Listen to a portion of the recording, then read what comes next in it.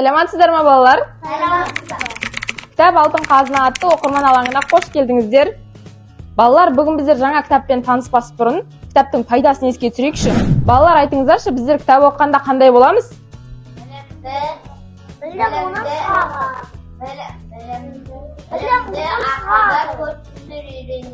Дұрыс-ақ, тамаша, жарайсыздар. Балалар, осы ретте кітап туралы мақалдарды еске түсірейікші. Мен бастаймын, сіздер жалғастырыңыздар, жарай ма? Кітап білім бұлағы, күш білімде. Тамаша, жарайсыздар. Балалар, біздер осыған дейін кітап алаңымызда өткен ертегілерді еске түсірейікші. Қазір мен сіздерге суреттер көрсетем, сіздер қандай ертегі екенін анықтаңыздар, жарай ма? Мынау қандай ертегі?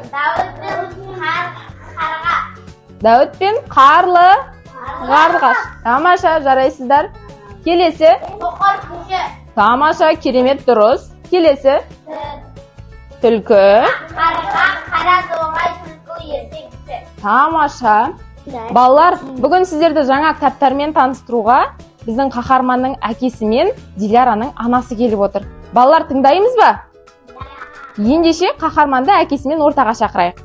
Балалар, біз қаһарман екеумізбен таныстыратын кітапта жануарлар әлемі туралы қызықты ақпараттар жазылған. Жануарлардың арасында алыпты жануардың бірі бұл пілдің тұмсығындағы мұрны.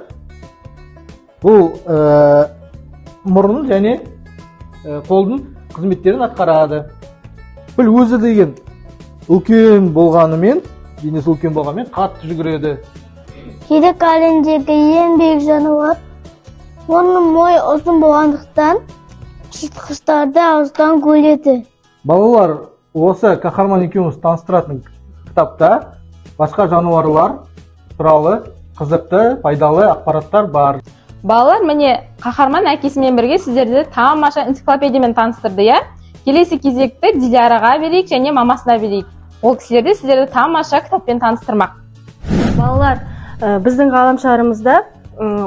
ғаламшарымыз деп аталатын кітапта көптеген қызықты деректер жазылған. Балалар, сіздер білесіздер ма? Арктика, Антарктика деп аталатын жерде әрдайым қыс мезгілі болады екен. Ол жерде көбіне пингвиндер, ағайылар, итбалықтар мекен етеді екен. Жер бетінде ең құрғақ жер шөл деп аталады. Шөлде жаңбыр аз жауады.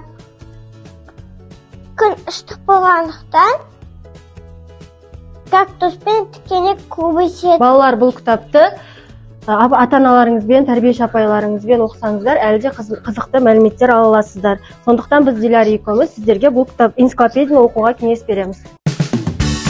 Балалар, енді бүгінгі кітап алтын қазына атты оқырмандар алаңымыздағы кітаптарға кері байланыс беріп, бағалап кетейік.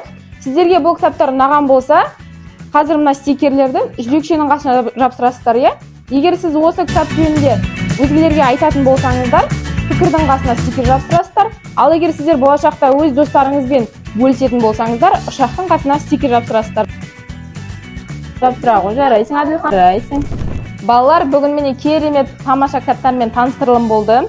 Бізге қонаққа келген қаһарманның әкесі мен Диляраның анасына рахмет айтайықшы. Тамаша, жарайсыздар балалар. Келесі алаңда кездескенше сау болыңыздар балалар.